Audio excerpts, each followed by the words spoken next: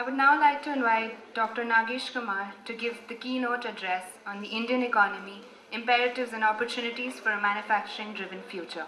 Sir.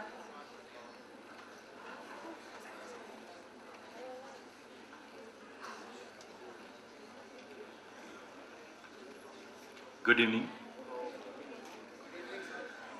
Dr. Rajni Gupte, Vice Chancellor of Symbiosis University, Dr. Jyoti Chandirimani, your Dean and Director of Symbiosis School of Economics, Dr. Rudra Chakravarti, the Deputy Director, members of the faculty, and dear students.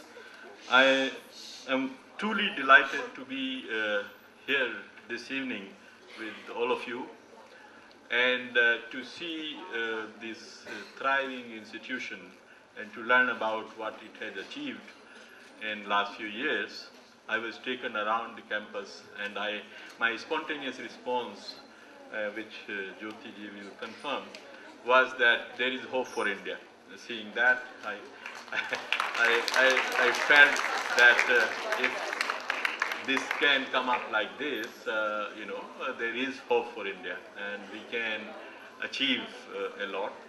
And hearing about your achievements, what the students of this school have been able to achieve and perform over the past few years from the report which was just presented, I thought sky is the limit for, students who get good education, who have focus and discipline and are willing to work hard, then you can reach anywhere.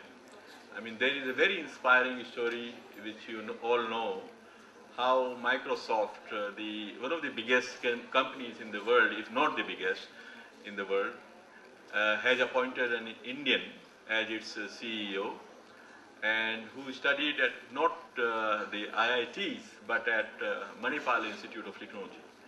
A humbler institution created, set up in a small town, and he could achieve that height, that glory in serving as a chief executive of a global corporation in the Silicon Valley is not a joke. And all that he has achieved in 20 years, working hard, reaching that level. So sky is the limit for Indians and other students of developing countries who are lucky enough to have good education in institutions like this, who are willing to put in hard work, because this is a competitive world, so you need to differentiate yourself with your hard work and put energy where it takes, what it takes, and do that in a disciplined and focused manner, then you can reach anywhere. So please aim high, and then everything will appear possible. Now, the talk I'm going to give you is about the Indian economy, and last few years have been very disturbing for an economy which was during 2003 to 2008 period was growing at rates like 9.6%, 9.5% or something like that, and the average for those years was above 9%. And India became a star performer, star player.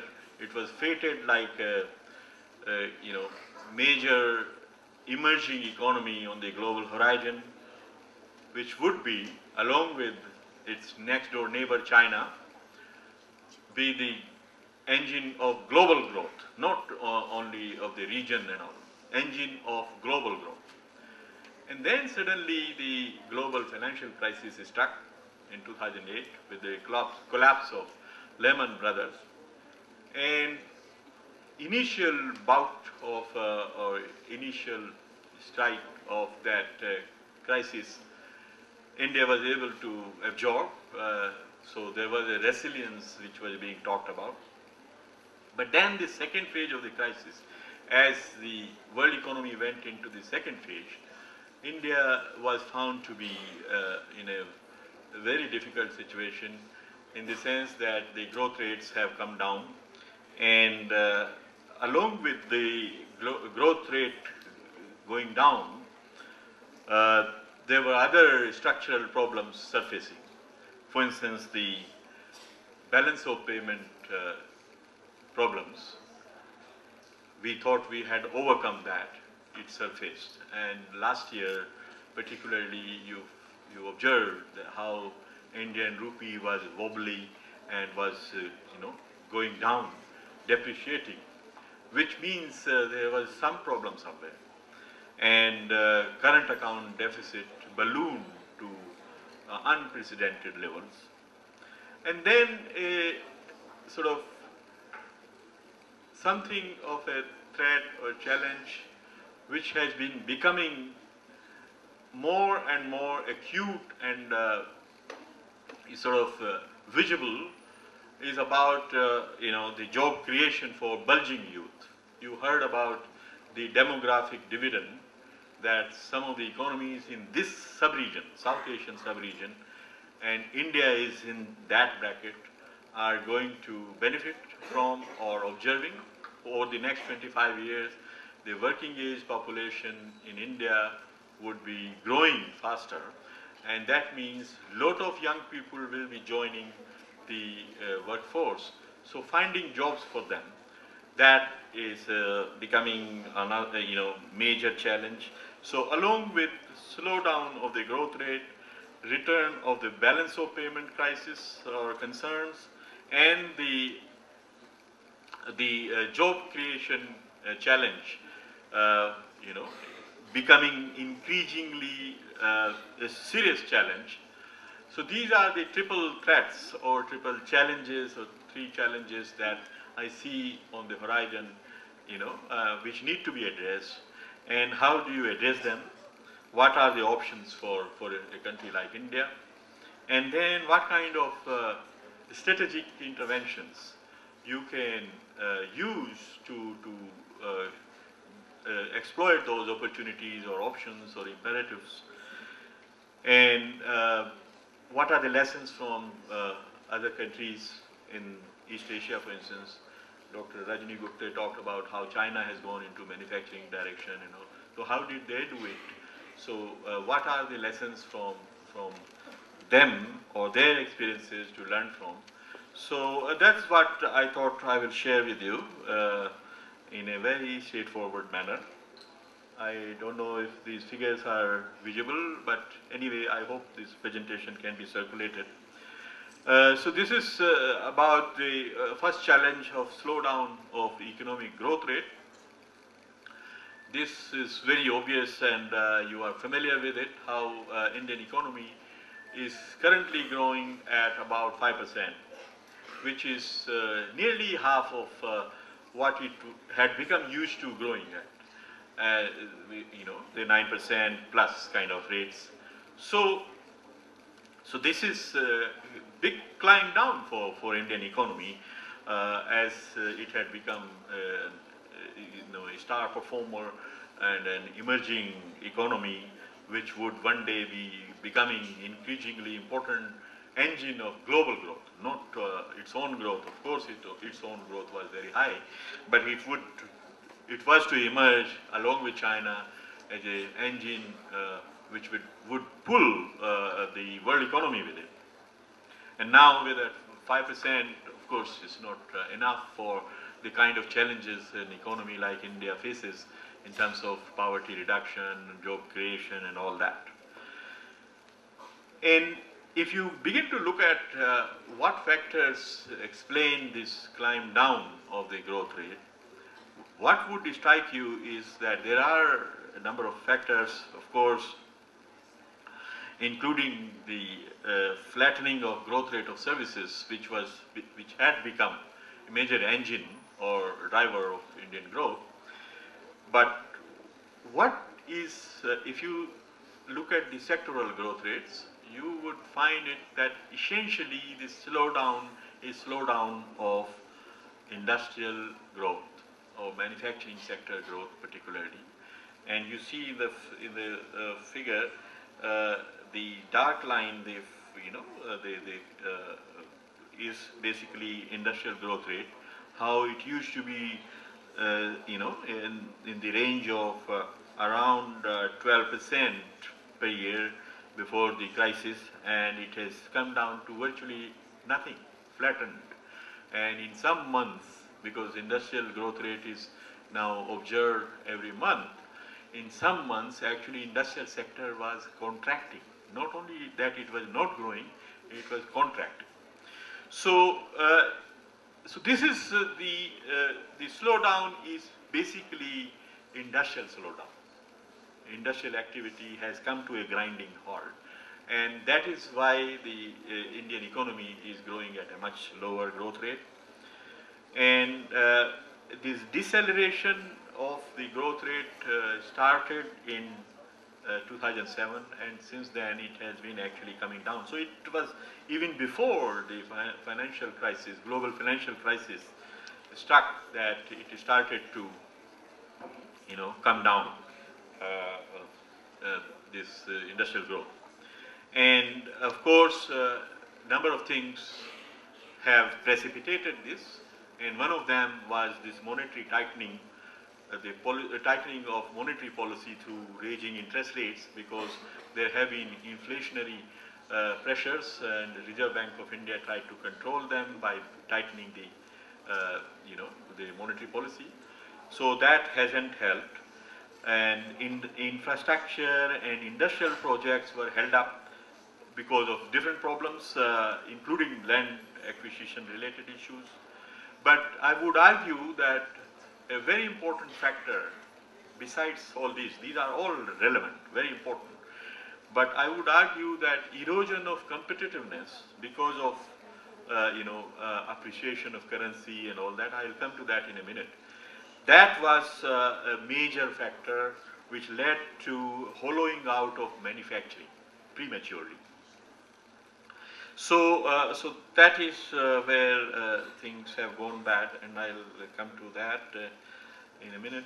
The second, challenge is the return of balance of payment concerns. Right now, of course, it has improved because the exchange rate, which had appreciated quite very high levels to very high levels, has come down. Last year it declined, and that helped in adjustment. And then there were very severe draconian kind of restrictions on gold imports, for instance. So it has been sort of controlled. But if you leave it alone, withdraw those regulations, it will again surface. So it is just you are trying to restrain the situation, and then those problems have not gone away. So balance of payment situation, you remember, of course, you may not remember because you may have been very young in 1991. 1991, and some of you may not have been born, there was a very serious external sector crisis for those of us who lived through it. And that time the current account deficit crossed 3%, which was considered as a safe limit. The foreign exchange reserves were depleted, and there was a sort of very serious situation in the sense that Reserve Bank of India had to take the extreme step of mortgaging its gold reserves with Bank of England to just borrow $500 million. $500 million they borrowed by mortgaging the gold, which was a very shameful act for self-esteem of Indians to reach that situation. Then there were a number of steps taken to bring in foreign exchange, and the situation was, but compared to that, there was a very impressive turnaround of the balance of payment problems over time. So much so that in some years India ran a current account surplus. You know, you see in the figure the peak, that is a positive territory, and below that is a deficit. So in those years, it was in current account surplus. And at that time, because there was a surplus, India had accumulated huge foreign exchange reserves of about $300 billion. There was sort of feeling of a euphoria and that we have achieved, and we began to liberalize imports left, right and center, liberalize capital outflows, that so much of foreign exchange was there, and so allow people to take out whatever they want. And the rupee began to appreciate, and then this very sharp deterioration, especially since 2008, with current account deficit widening to unprecedented 4.8% level in 2012-13, last completed year, because we are in the end of the next year, 13-14. But in the last completed financial year, it reached the unprecedented level. I mean, in post-independence period, we never had 4.8% kind of current account deficit. And if you again open it up, see what were the factors. Because in the services, trade in services, India has a very good healthy surplus because of export of software and IT services. So, and they are helping to moderate. The surplus in services account is helping to moderate the current account deficit. Otherwise, it would be even more wider.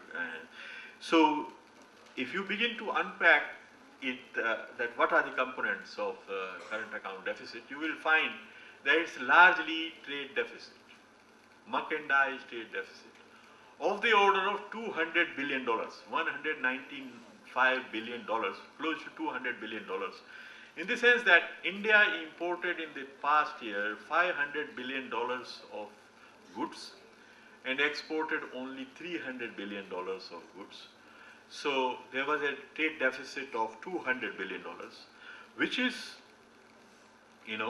a very high level for an economy of India's size and India's level of development, and simply not sustainable. So that that is something which needs to be concerned about, and why this has been happening, and what we did. It is last year is a very good example. U.S. Federal Reserve, which is like Reserve Bank of India in the United States, it is the country's central bank, which determines the monetary policy of United States. It had been following a policy of monetary expansion because the crisis had to be dealt with, and they didn't have money to pump up the public expenditure. So they were relying on monetary policy. So every year the Fed Reserve was, selling bonds to issue money and to pump the money supply in the economy. And now, last year in May, because the economy started to come out of recession, Fed announced or even just whispered that we would taper this monetary expansion or e.g. money policy or quantitative easing policy. We will taper it off, so withdraw it in a phased manner. And even just whispering of this led to a very violent reaction in the emerging markets that had some structural vulnerabilities, including India. So India became one of the fragile five. Earlier it was fated as one of the BRICS or emerging market economies, a star performer, now India came suddenly into the fragile five. When there is an international disturbance, these are the five economies which will be worst affected. And so you see in the bottom, the chart on the right hand side, these are the economies which suffered, major depreciation of their currencies. And India is, after Brazil, the biggest bar in the negative territory is Brazil, Rand, and the second one is Indian rupee.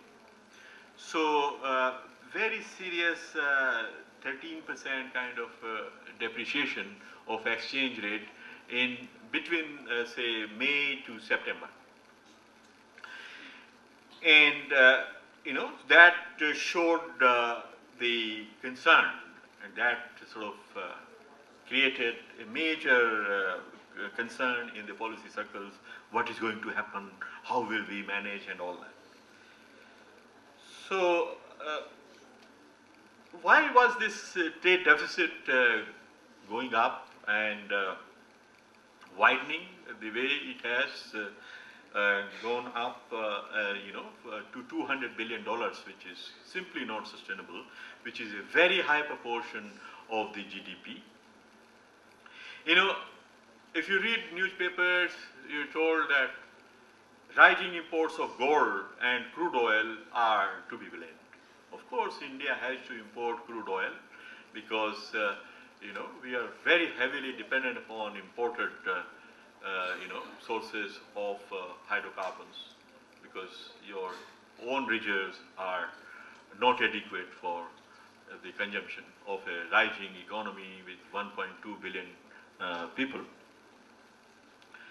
Gold also, is consumed in the sense that people have love for jewelry, but also because there is not a very strong system of social protection, people consider putting their savings in assets like gold, which can be used in the periods of crisis. So India is one of the biggest importers of gold. So generally the tendency is to put the blame on these two, and you raise hands, what can you do about that? But if you look at the import figures of India, you find that these are of course there, very major, very important items of imports and growing ones. But rising imports of manufactured products also attracts your attention. And at the bottom of this text, I have listed some of the key manufactured exports in 2012-13. You find that non-electrical machinery and machine tools, $30 billion of imports in 1 year. Electronic goods, $33 billion. Electric machinery, $4.4 billion. Transport equipment. We produce a lot of cars, but imported shoes. Because they are imported in very large quantities, they can sustain very competitive, viable, world-class industries. $30 billion of non-electrical machinery, is a huge import. And that can sustain many world-class plants. $33 billion of electronic goods. And the projections are, if the way they are growing, in next 10 years, India might be importing $400 billion of electronics every year, which would be, exceeding the imports of petroleum products.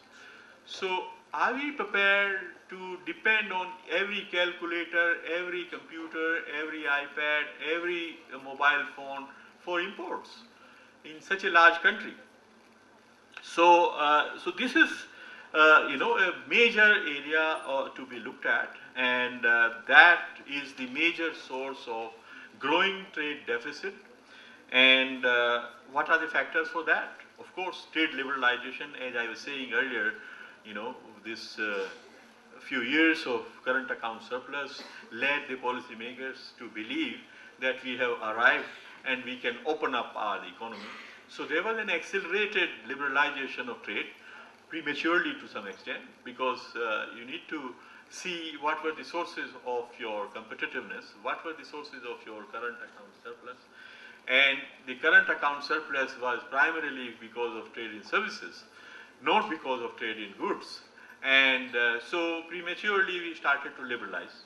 And we also signed on the IT agreement of WTO, the Information Technology Agreement of WTO in 2000, which meant that on electronic products we have zero duty, no matter what.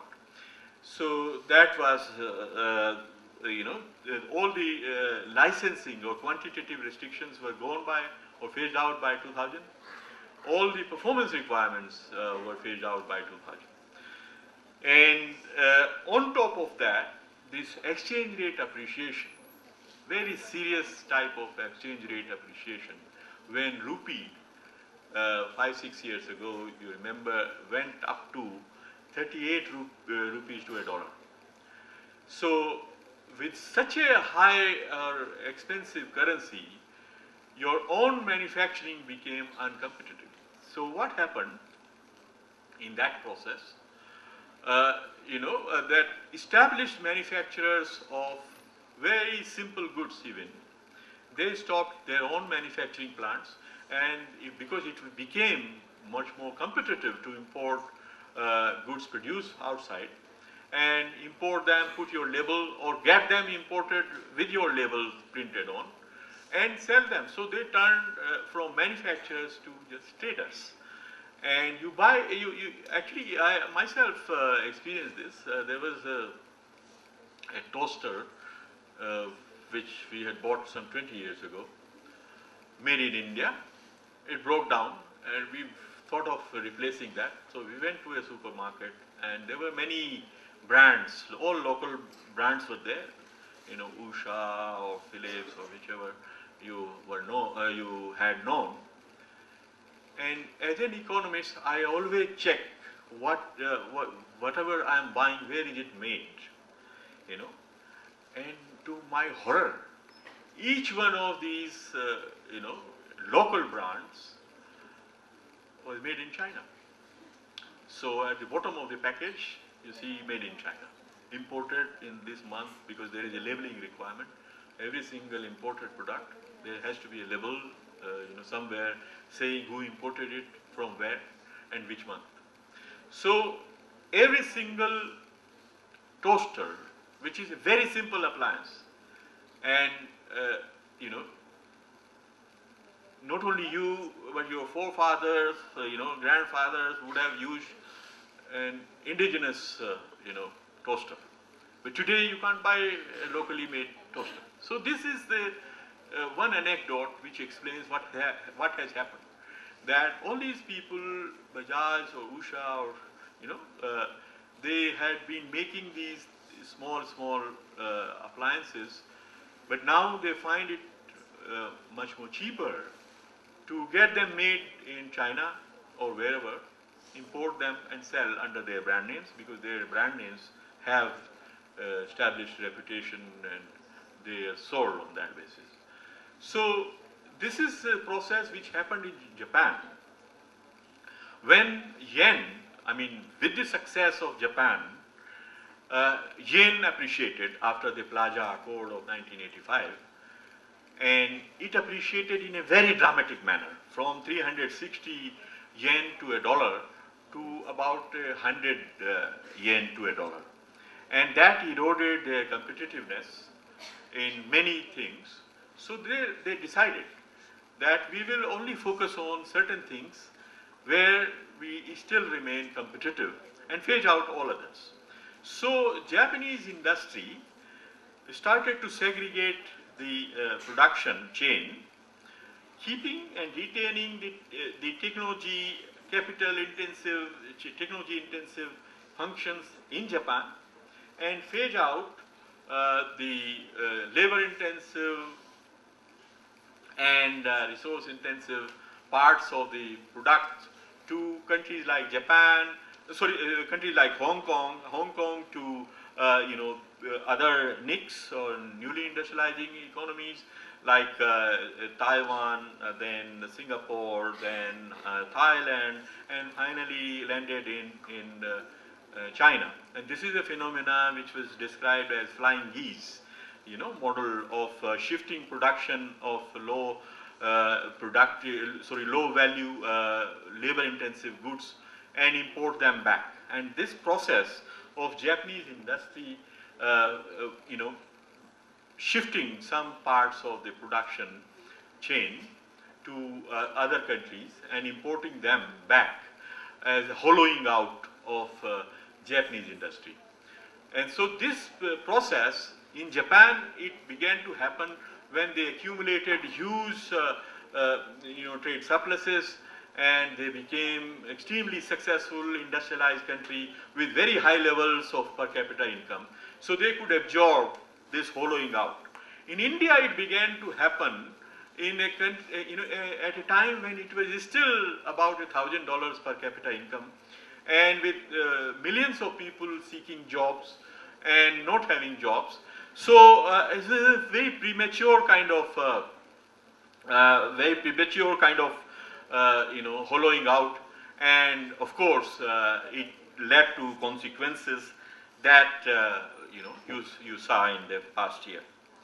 And now you would wonder, why was on earth rupee appreciating in a situation when there was still a trade deficit? Rupee was appreciating because we liberalized we opened the economy to inflows of short-term capital, which are called foreign institutional investors, FIIs. You see today's newspaper, Sensex crossed 22,000 because FIIs started to come in with the expectation that the elections might produce a stable government which is business friendly. And so before market heats up, let us buy Indian stocks. So this is the money which is of very highly volatile nature. It comes and goes depending upon where there are prospects of making money. And the moment there is a slight disturbance, they run away. So it's a footloose, short-term, highly volatile, highly unstable kind of money or capital. And we opened our shores or doors to these inflows, and they have come, and come in big numbers because India appeared to be an economy with a lot of potential, with 9% kind of growth between 2003 and 2008. So huge inflows, meaning demand for rupee going up, and that bringing the exchange rate up. So with the exchange rate going up, this process of hollowing out, because in Japan also the trigger for hollowing out was appreciation of yen. So this is the exchange rate which needs to be watched, which determines your competitiveness. And East Asian economies, one important lesson which comes out of all East Asian economies that have done very well with the industrialization is that they managed their currency. They kept it down, and that meant the strong competitiveness of whatever they were producing, and they built that industrial capacity.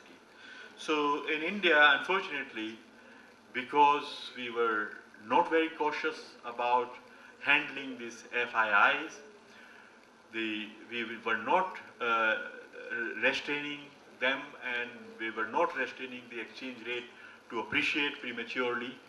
The competitiveness of the Indian products was eroded. That led to a lot of inflows, closing down of industry, or relocation of industry, or hollowing out of industry, whatever you call it. It is basically same phenomenon. And export growth was affected adversely. If your rupee is very strong, your products become more expensive for importers, and so exports were affected adversely. Imports were growing, and that led to the situation that we got into. And the third challenge, job creation for bulging youth. Now, I was talking about the demographic dividend phase in which India is in, along with other South Asian economies. And we were making some projections in one of the studies at ASCAP, and we were looking at what this bulging youth or demographic dividend means for a country like India. And the projections that we did showed very strikingly that if all these people who are joining the workforce, the young people every year are joining the workforce, if they are all provided productive job opportunities, India, along with the neighboring countries of this South Asia region, could be the biggest center of consumption by, by 2040, in 25-30 years, consuming roughly $30 trillion of goods and services, which would become a driver or engine of growth of not only this region but the global economy. But imagine if that did not happen, that is, we were not able to provide jobs for the people who are joining the workforce, it can turn into a nightmare of the worst type, because a young man or woman not having job is going to lead to a lot of social problems. So I don't need to tell you what happened in Arab Spring or wherever there have been social disruptions. It's essentially the youth power not given productive job opportunities, and they of course have to take their energy somewhere. So it is going to be a major challenge if it is not addressed, and this is something we cannot overlook. Indian policymakers cannot overlook. Now, how do you create jobs for youth? Basically, all the developing economies, as Dr. Gupta was talking about, they begin as agrarian economies and then move to modern, more productive sectors, industry, services, and all that. This process is called structural transformation, structural change. And over time, most of the economies go through some process of structural change, which brings down the share of agriculture in the GDP, and the modern sectors, industry and services, begin to sustain larger proportions of the workforce. India also experienced very impressive structural transformation over the past 40, 50 years. And share of agriculture, which was nearly 60% when we began this development journey after independence, it has come down to 18% or less. So from 60% to 18% is a major transformation, very impressive from any standards. But how did it happen? It did not happen in the manner it should have, in the sense that the structural transformation that India, and along with other South Asian countries, have witnessed has been what we call as service-oriented structural transformation. That it did not pass through agriculture to services to, industry to services, but bypassed or short-circuited the industrial sector, went straight into services. You would say, what is wrong with services if it is bringing down the share of agriculture?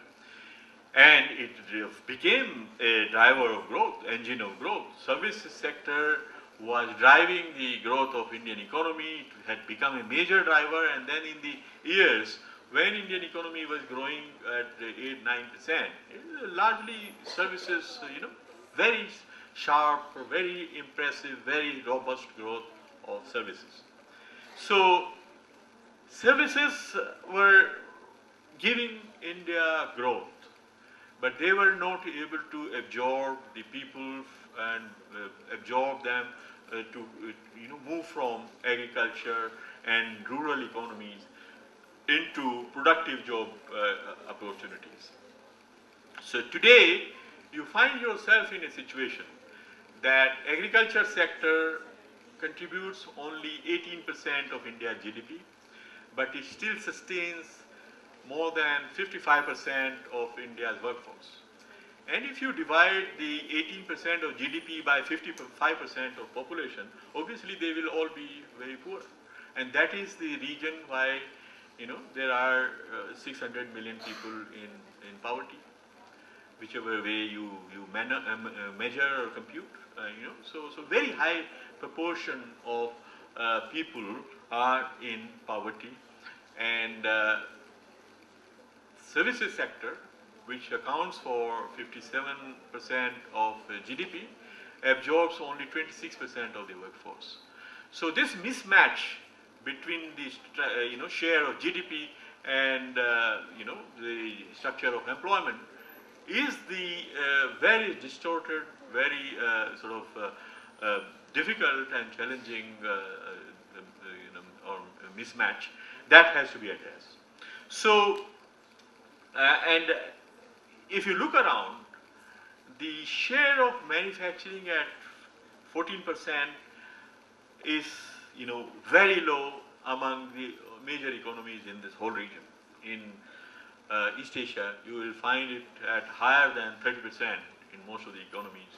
China, for instance, 38%. In Thailand, where I lived for some years working for ASCAP in Bangkok, again, the manufacturing is the main driver of the economy.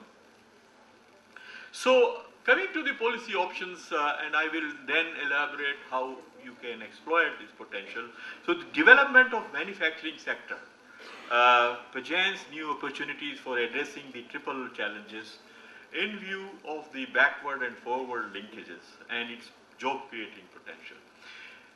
The manufacturing sector, we were looking at in a study the backward and forward linkages. You, as students of economics, you know what it means in the input-output table terms, that when an output is produced in a sector, what it borrows or buys from other sectors, so what are the backward linkages, and where it sells and what implications it has on the downstream or forward, other sectors. So those linkages determine how valuable a particular economic activity is. And if you do a computation of linkages, backward and forward linkages, you find that manufacturing sector has maximum backward and forward linkages compared to agriculture or services. So that means if you develop in manufacturing based industry, there will be direct jobs created in the manufacturing, but indirect jobs in all the backward linkages, through backward linkages and through forward linkages. For instance, some traders will be selling the output of manufacturing, some vendors will be supplying inputs to the manufacturing plant. So there are many potentials of direct and indirect job creation in manufacturing sector. So if we were to focus on manufacturing sector as the next engine of growth of India, because now services are also anyway flattening, the growth rate of services is flattening, as I said earlier.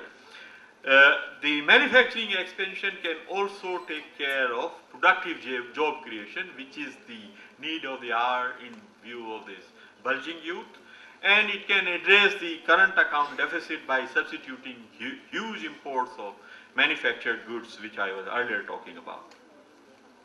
Now, what can you do for fostering a manufacturing-led growth?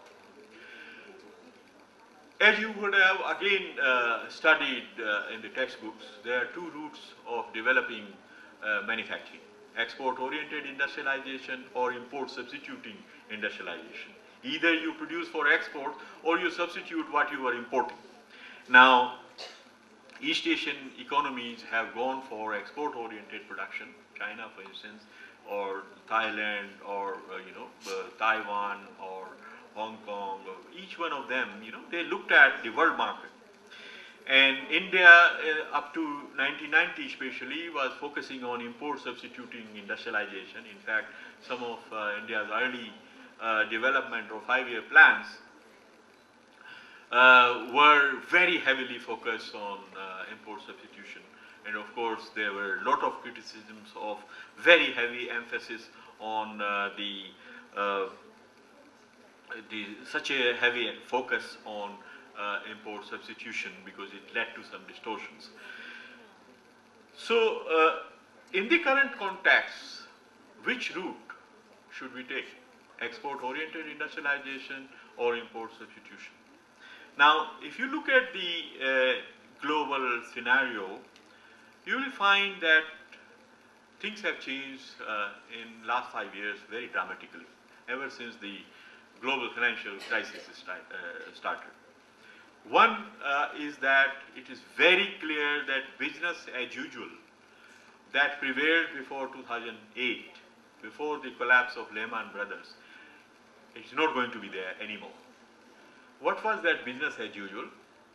The business as usual was that you produce and sold to ever-growing demand in the developed economies like United States, where consumption was going up all the time. So much so that they were running huge trade deficits themselves. They could afford, because they print the global currency, dollar. So, so they kept printing dollar and buying, everybody's production. So it was possible to sustain very high growth rates with export-oriented industrialization. But now, with the global imbalances and the accumulation of the debts in the advanced economies, because of which they are facing crisis, the writing on the wall is very clear for them. Firstly, they will have subdued growth for the foreseeable future. Secondly, even with the subdued growth, they can't be relying on imports as much as they were doing in the past. So they are today, if you look at Obama's economic report, every year the President of the United States produces and presents economic report to the Congress. It clearly says that America has to now save and consume less, save more, consume less, import less and export more. That means the business as usual which I was talking about until 2008, you can't get there. So that is one thing that, it's not going to be very easy to grow with exporting, because the world trade is growing. The other thing is, and because they have to save and they have to import less, there are trends or tendencies of protectionism, rising protectionism in the developed countries. You know that they're using all kinds of protectionist measures, anti-dumping duties, for instance, or creating the Super 301 kind of restrictions, keeping you in your tracks. Don't export, don't dump things in our markets. We need to protect our industry. That's the message they are sending. The other is, because the global trade has stopped growing the way it was growing earlier, there are huge underutilized capacities in the East Asian economies, which built manufacturing bases for feeding the ever-expanding global imports. So China has built factories of the world scale for virtually everything. So there are huge underutilized capacities, and these countries in East Asia wouldn't mind dumping, they're selling below cost because they have underutilized capacity. Their fixed cost is already there, and so they can produce at the marginal cost and sell. You know it as economics students. So, in view of all that, the prospects of a very ambitious manufacturing development based on export-oriented industrialization strategy would be challenging. I'm not saying one should not try, but it would be much more challenging now than it was in the 1980s, 90s, or last decade. Of course, there are still opportunities to be exploited in, say, labor-intensive goods, toys, for instance, in the garments and all that, where cheap labor of India could be a big advantage. So those should be exploited, but a whole kind of focus on export-oriented industrialization in current circumstances, I would caution. Then what? So that leaves whether we should go back to import substitution. I think the strategic, I'm using the word strategic because this is to be different from the import substitution of the past, There it was a blanket kind of import substitution. So we pick and choose which are the products where we want to build industrial capacities to substitute the growing imports of very large magnitude. So strategic, selective import substitution, I think that is where we need to focus.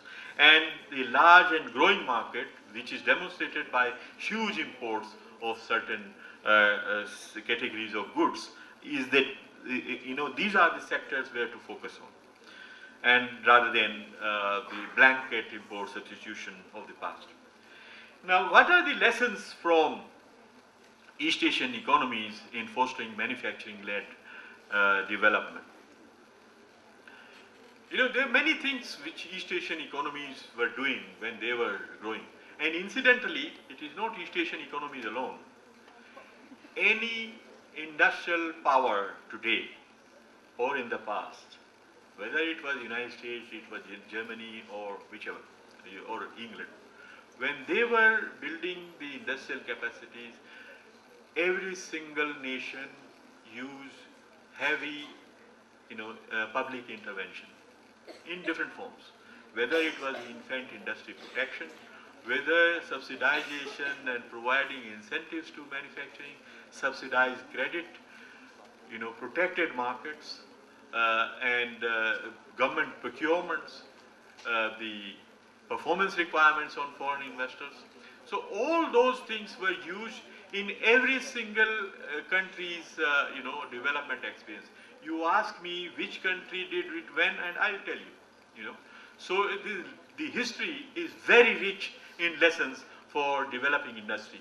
No industry comes up ever without public intervention. This is one very strong lesson from the history of nations of industrialized world, emerging markets, and East Asian countries, including also whatever strengths we have developed in India. That also you can go back to the history and you will get all the answers. So that would mean providing infrastructure support, including land acquisition. In East Asia, if an entrepreneur turns up at the door or window of the government facilitation ministry and says, "Sir, I want to set up this, plant to manufacture autos or scooters or something," they will ask you, "What do you need?" "I need a 5-acre piece of land. I need a water connection. I need an electricity connection." These are normal requirements and they will be given by the state. But in India, land acquisition, not only that government doesn't bother about, but it is very difficult thing because people those who have land are not willing to part with it. So I think government intervention, if government is serious in job creation, productive job creation, and all those handling those challenges, it has to come forward and help out, intervene, getting rid of some outdated regulations which were built in the earlier phase when India was a protected market, and so for instance reserving certain industries for small scale sector. When you have opened it up for imports, so any large exporter, large player from anywhere can bring their goods here, but Indian large companies cannot enter into this. So this is, you know, a ridiculous kind of situation we are into, that local large players cannot produce them, but the biggest of the company anywhere in the world can dump their goods here. So those were regulations designed for a particular era, in tune with time's requirements. They have become completely outdated, and we need to change them, get out of them. Facilitation of approvals, one should not be made to run from pillar to post for all that, and should be given at one place, if we are again serious about doing that. Favorable exchange rate, I emphasized a lot earlier on. Competitiveness is very much determined by your exchange rate, and that has to be kept in, you know. Till date, China, with more than $3 trillion of foreign exchange reserves, running $1 trillion of balance of payment, current account surplus every year, is still not allowing its currency to float freely. Can you believe? You know, and some studies were done which showed that Chinese yuan is at least 40% undervalued. So if it is allowed to float, it should be quoting at 40% more. That means the Chinese competitiveness, 40% of it is because of artificial lowering of exchange rate. So you have to keep an eye on exchange rate. You cannot allow it to go, past certain levels. And you have seen, ever since the exchange rate has come down because of this last year's volatility, from 44 rupees to 62 now, it had gone to 68 rupees. You have seen what effect it has done to current account deficit. Now it has come down automatically, because imported goods become more expensive, imported services become more expensive, and you begin to look at local solutions, local options, and exporting suddenly becomes more competitive. So it has a very important message that exchange rate has to be favorable, competitive, and that means you have to watch the short-term capital flows, because ultimately they drive your exchange rate. So some management of these capital flows of short-term nature is very important.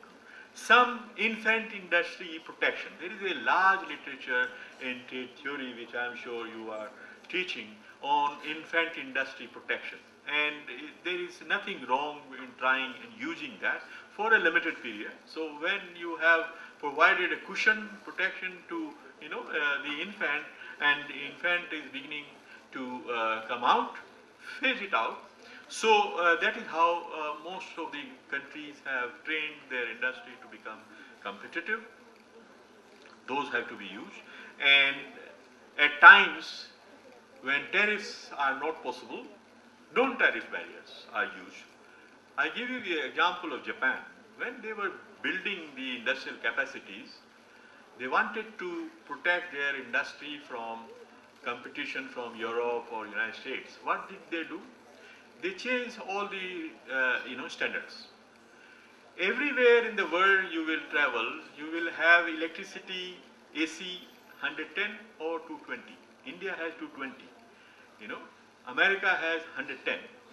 Japan is the only country which has 100 volts current. That means no appliance made anywhere in the world can work in Japan. So you have to buy Japanese appliance to work there. It won't work. If you carry your appliances, they won't work in Japan. So that means nobody can bring their products and export to Japan straight away. They have to invest in redeveloping them at 100 volts current, so that they can run on 100 volts. Okay? So it's a non-tariff barrier. They have differentiated their market, carved it out from foreign competition, so that all of their local market is available to local industry, and they can exploit the economies of scale, become competitive, and they produce for the global market, but global market cannot sell anything in Japan. So the penetration of foreign products in Japan is very, very minimal. You go and in Japanese stores, most of the things are made in Japan, or import, this outsourcing, which they do, as I was telling, of hollowing out. That, of course, is a conscious policy of keeping their competitiveness. So wherever tariffs are not possible, use the non-tariff barriers. Every single country has done that. And again, you can ask me which country did what, I will tell you. And using safeguards in every single trade agreement, including multilateral trading system, WTO, the bilateral free trade agreements, every single one has some safeguards. No, one should not feel ashamed of using them, because it's a mission. It doesn't happen easily. Industrialization doesn't happen easily. It has to be a very, very sort of streamlined, planned activity and fostered with a strong arm of the public intervention. So, and then exploiting the Indian strengths. There are certain strengths. For instance, there is this executive of Nissan company, Carlos Ghosn. He tells you what is the strength of Indian economy. The Indian economy for frugal engineering, for developing low-cost products which give you value for money. And he thinks that India is a place to do that. So Indians are very good because of low per capita incomes, low purchasing power. The bottom billions, as they say, they have the very little purchasing power. So if you want to expand the base of your products, you have to give value, at low cost. And that's why Indian companies try to develop products by cost cutting, by improving the design in such a manner that it, uses lower magnitude of inputs. This process is called frugal engineering. And one example was, this nano car, the cheapest car. Of course, it became a marketing failure, which is another story. But the fact that an Indian company was able to design the cheapest car, because initially when they announced that we will make a car for 100,000 rupees, everybody ridiculed them, Every single major automobile producer said, what are you talking? You must be dreaming. It is not possible. How many wheels will this car have? One or two? Will it run on two wheels? Have you seen a car running on one or two wheels? So they were ridiculed like that, but they produced and showed to everyone that they can produce a car in that price. But it was a big blunder in terms of marketing terms, and that's why it is not a successful product. But the point is made that frugal engineering is the Indian strength. The other Indian strength is the software design and software creation. Most of the new products, IT products, are sold not because they are good hardware-wise, but they are very interesting because of a creative software. Why is Samsung phone, is most popular these days? Is because they did some innovations in software. You could write on the screen, you could do many things which a normal phone will not allow you to do. But this was all software. And if India is the biggest hub of outsourcing of software, why are we not using that capability of frugal engineering and software design to create new products, new interesting products which can be produced for the global market? The other is leveraging the large domestic market for manufacturing FDI. FDI, would any multinational company wants to sell in India, produce in India, sell in India, because there is a very large, lucrative market. If any multinational company is serious about growing and is not thinking of India, it can do so at its peril, obviously. So pushing these multinational companies to, what they are trying to sell in India, they are pushed to produce it in India. And directing FDI to manufacturing sector for either export orientation or import substitution, and it could be a very important part of this policy rather than leaving them alone, because again, anywhere in the world, including China, where if you look at who exports China's exports, you will find that 55% of their manufactured exports are undertaken by foreign companies, multinational companies, and 85% of high technology exports are undertaken by these multinational companies. So what happened, and how did they reach that kind of possibility? It is because, like they do, multinational companies were knocking China's doors for, as it began to open up, that there is a large market of 1.4 billion people.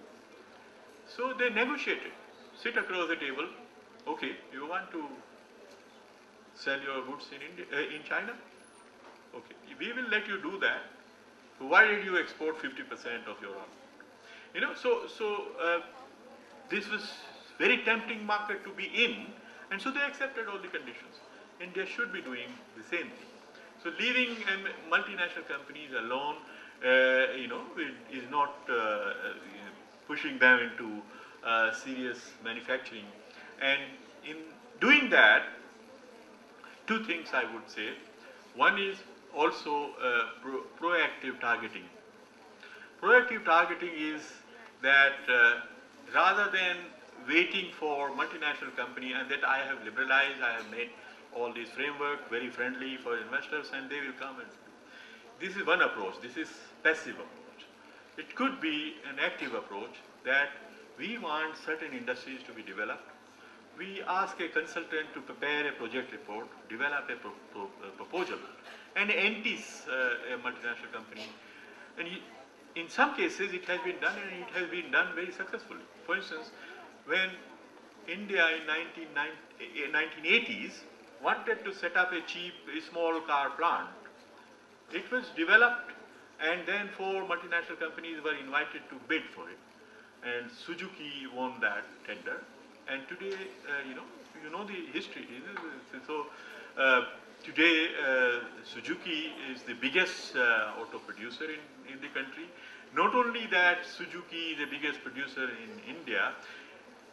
Suzuki India, or Maruti Suzuki India, is the biggest contributor of Suzuki's global turnover, and by far the biggest contributor of their profits, global profits. So proactive targeting is one thing I would argue in favor of. The other is performance requirements. There are, again, if you go back to history, you will find that all different governments anywhere in the world have imposed certain restrictions or requirements on foreign companies, and these are called, the performance requirements. I hope I'm not exceeding the time. I think I have gone overboard. Okay, so but this is the last virtually in the slide. So,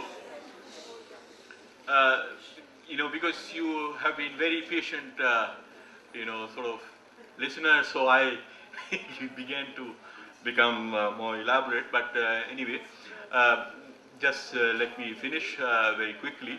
What I was telling is that performance requirements sometimes can produce very interesting outcomes. Just to give you a very simple example which will elaborate it. India used to have a performance requirement of foreign exchange neutrality.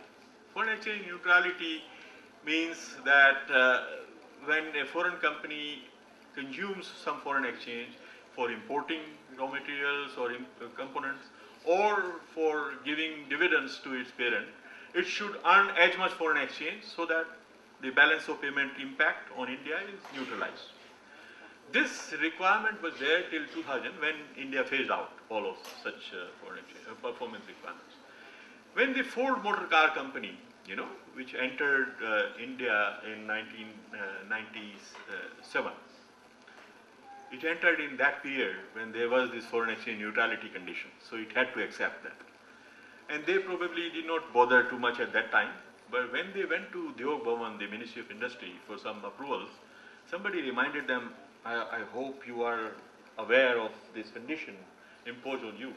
And they were baffled. They had not thought through it. They came back, oh my God, if we are going to set up an assembly plant, obviously we will be importing a lot of sub-assemblies, components, all that.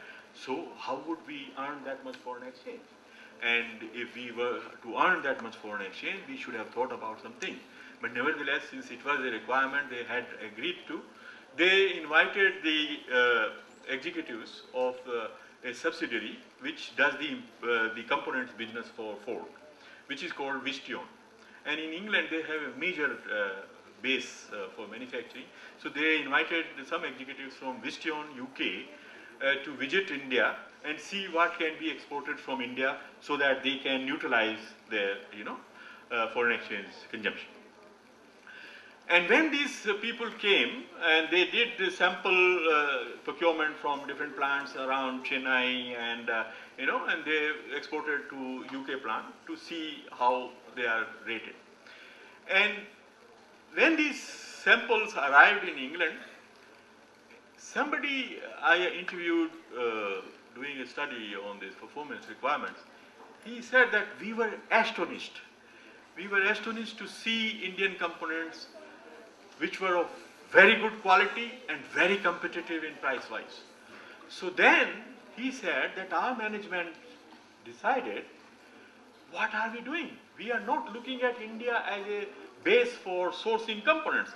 So they sent a big team of 50, 60 engineers and procurement specialists to India to go around the plants, around the country and, order for all different kinds of components. And then they found it so mind-boggling an opportunity that they set up two subsidiaries, Visteon subsidiaries in India, only doing procurement, nothing else.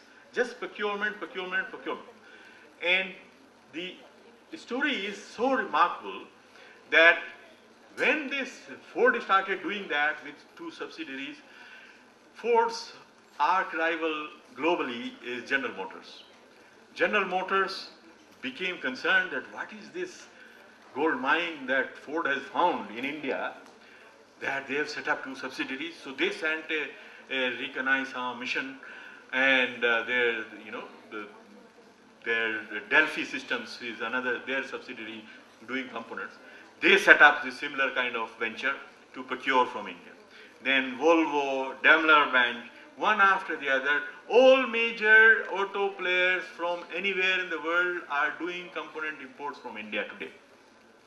In year 2000, you look at the records of Indian trade, not a single dollar of components was exported by India. Today, you will find India exports $20 billion of autos and components, of which 10 billion are components alone. So this is a very remarkable story. In 10 years, what has been produced by one single requirement, which was foreign exchange neutrality. So there is no shame in using them. Some of them have been phased out since then in WTO, TRIPS agreement, but many of them are still possible. So use them. And so finally, just to conclude and wrap up, I think the global financial crisis has exposed some of those structural weaknesses or problems of Indian economy. And the time at this moment is very critical to address urgently the challenges of reviving growth, growing trade deficit, and employment creation.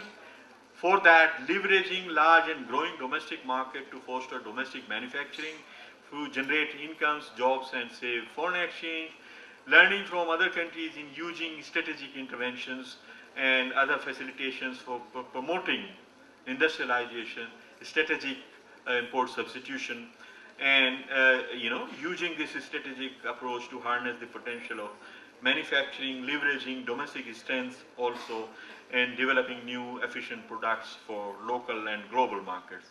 So I'll stop here. Thank you very much.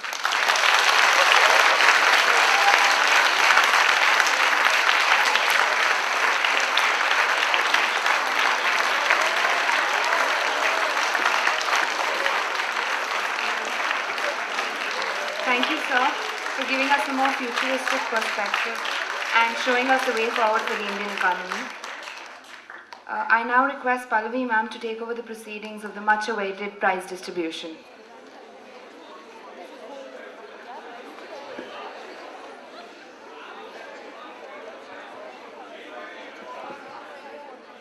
Good evening, ladies and gentlemen. I have the proud privilege to announce the awards for the academic year 2013-14. The first category of awards is sports. Celebrating the spirit of Women's Day, I call upon first all the 4 female footballers of the year.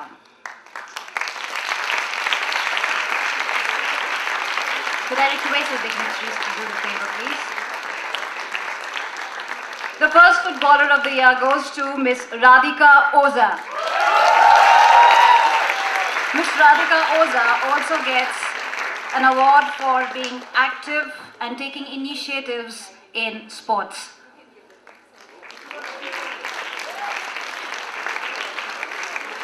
Miss Gargi Joshi is Footballer of the Year 2013-14. Miss Iticha Sara is the Footballer of the Year 2013-14.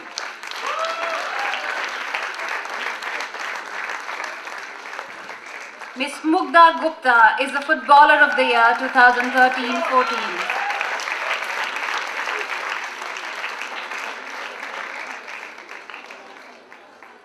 It's time for the male footballers of the year. Mr. Shovanik Das is the Footballer of the Year 2013-14. Mr. Akash Kothari is the Footballer of the Year 2013-14. Ladies and gentlemen, it's worth mentioning that Mr. Akash has also played for English Premium League.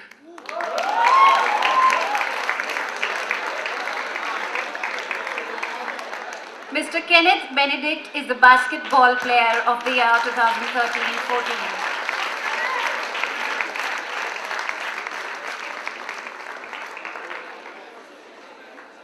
Ms. Vaishnavi Joshi is the Badminton Player of the Year 2013-14.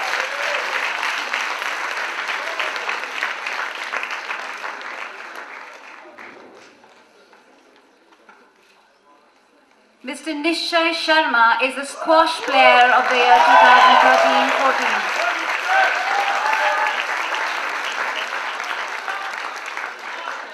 Mr. Siddharth Srivastav is the Table Tennis Player of the Year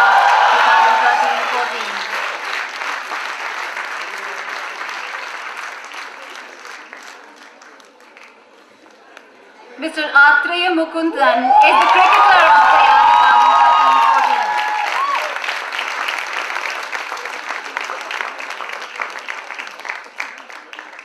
Now I would like to call upon students who are being awarded for their initiatives and achievements in sports.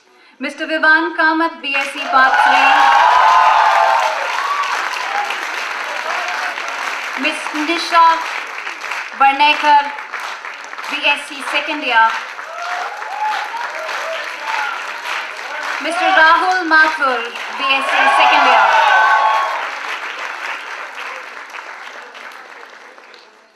A special mention of students who are active in sports by way of planning tournaments or organizing events.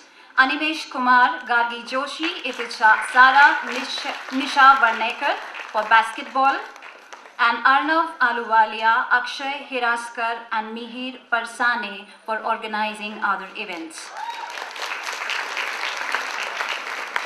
The second category of awards is that of extracurricular activities and achievements. 5 students get this award for their contributions, initiatives, and achievements in extracurricular activities. The first award goes to Mr. Shomdev Pal, BSc Part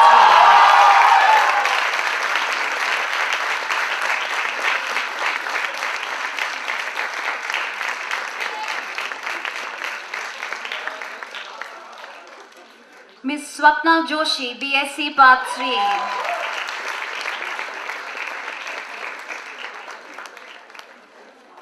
Mr. Shivang Sharma, BSc Part 3.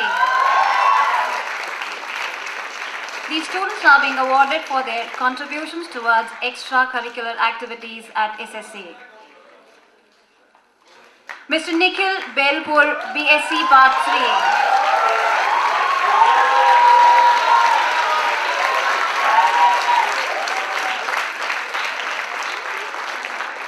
And Mr. Jishnu Verma, MSc second year.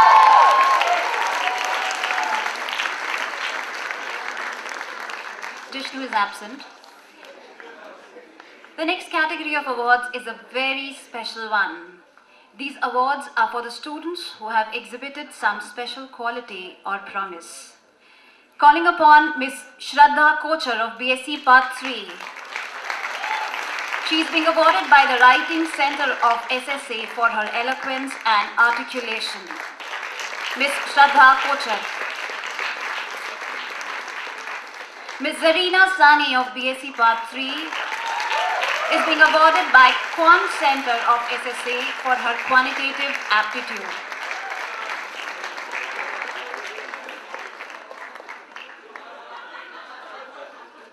Ms. Bhumika Bhatia of BSc Part 3 is being awarded for her academic promise.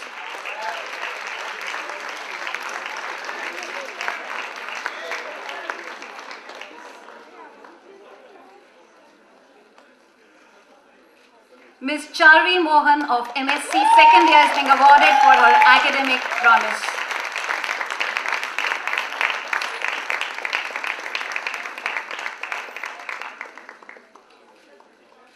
Ms. Shivali Srivastav of MSc second year is being awarded for her promising and positive approach for life.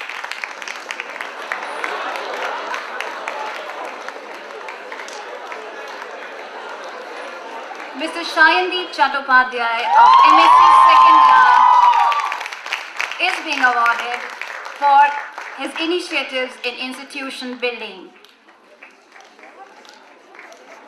Mr. Aman Chawla of BSc Part 3 is being awarded for making an entry to the group of world's top 2% high IQ people.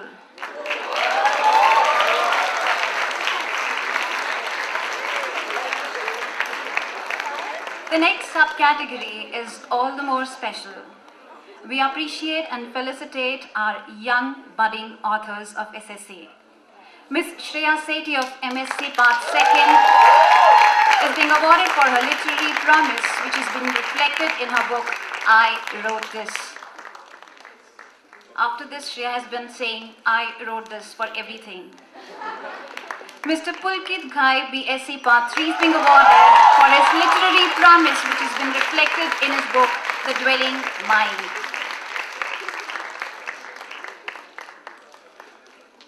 Mr. Sagar Krishna of BSc Part 3 is being awarded for his literary promise, which has been reflected in his book, Future Reflections. Mr. Sagar Krishna. Mr. Sharik Usaba of BSc second year is being awarded for his literary promise, which has been reflected in his book, The Subdued Sound. And ladies and gentlemen, his second book is in print, waiting to hit the stores, which is called Manifesto of a Lover, Then Sooner Now.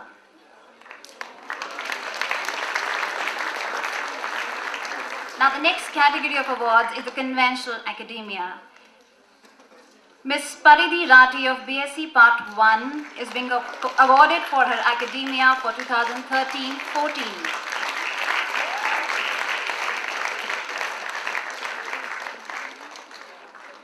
The second position is being shared by two students, Ms. Sania Chandar, BSc Part 1.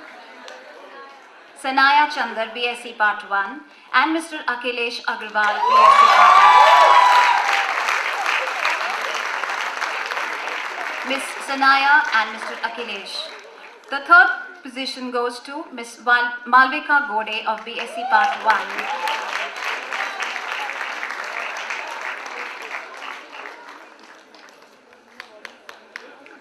Ms. Banantika Datta of BSc second year stands first in her academia for 2013-14.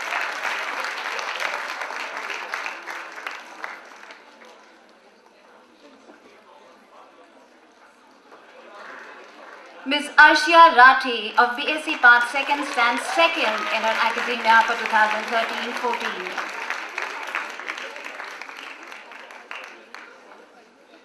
And on the third position we have Ms. Bidisha Mandal, BSc Part 2.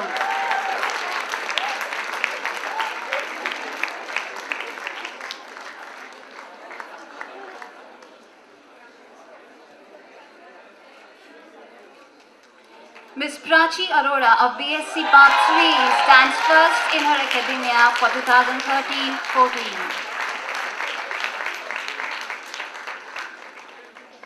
Ms. Zarina Sani of BSc Part 3 stands second.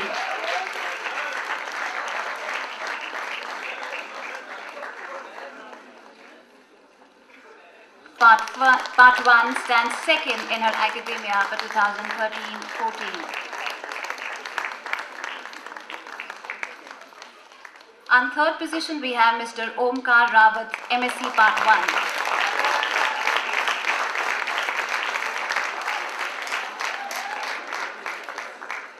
First position for MSc Part 2, Specialization Development Studies is being shared by two students, Ms. Vrinda Seksaria of MSc Part 2 and Mr. Mandar Priya Pathak of MSc Part 2.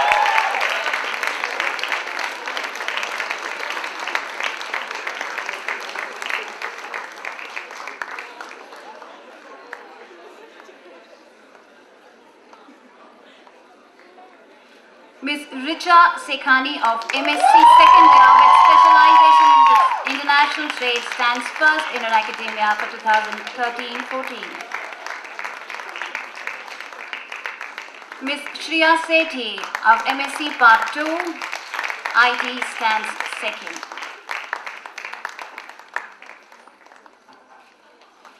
Ladies and gentlemen, we reach the most outstanding category of awards. 4 students are being awarded with the title of Outstanding Students for the year 2013-14.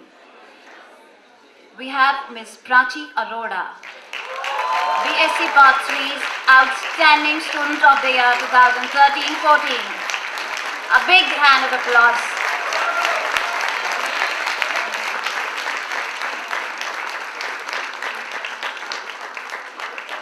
Ms. Aishwarya Ketkar of BSc Part 3 is the Outstanding Student of the Year 2013-14.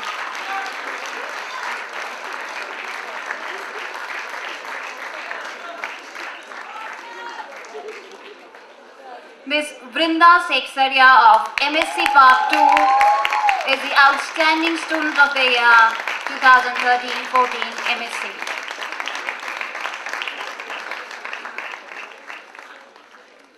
Mr. Atre Mukundan of MSc Part 1, Outstanding Student of the Year 2013-14.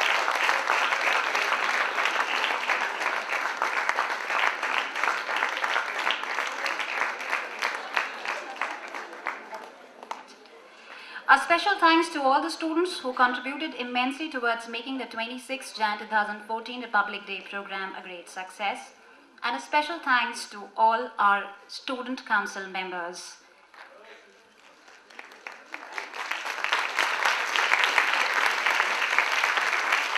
A hearty congrats to all the students who have made up to the dais this day. This platform is eagerly waiting for the rest of you. See you in 2015. Now I request Shajiv Mishra to propose a vote of thanks.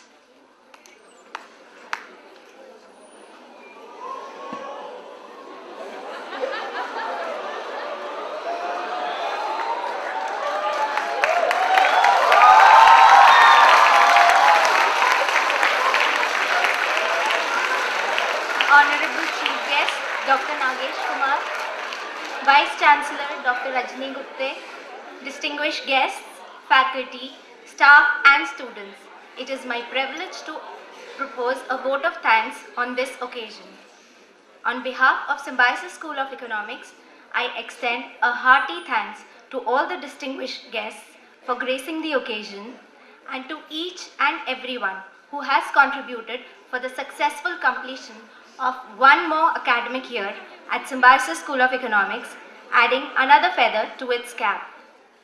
I first thank our chief guest, Dr. Nagesh Kumar, for being kind enough to come to our college amidst his busy schedule and sharing his valuable insights on the Indian economy and various opportunities for manufacturing-driven future. I extend grateful thanks to our guest of honor, Vice Chancellor Dr. Rajni Gupte ma'am, for gracing the occasion and encouraging and motivating the students and adding a wider dimension through her observations. Thank you, ma'am. Our grateful thanks to all the distinguished guests present in the audience. Our heartfelt thanks to all the students of Symbiosis School of Economics who are actually the torch bearers of this institute. I shall be failing in my duty if I don't express gratitude to all the faculty and the supporting staff who have contributed for the smooth functioning at Symbiosis School of Economics on a daily basis. Now, before I conclude, I thank our director, Dr. Jyoti Chandiramani, for her expert and able guidance. It is needless to say that the entire academic year and today's program would not have been such a grand success without her continuous supervision and monitoring. I once again thank you all for your cooperation. Thank you. I know you want to hear 2 words from Dr. Rudra, so he will get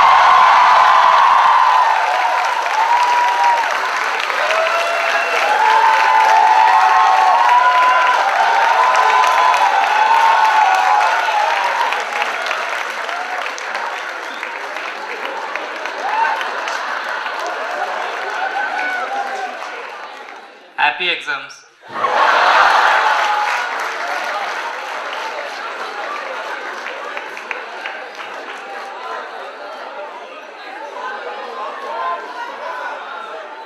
Happy exams.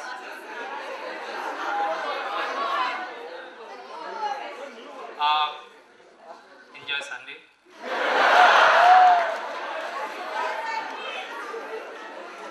Okay, see you on Monday.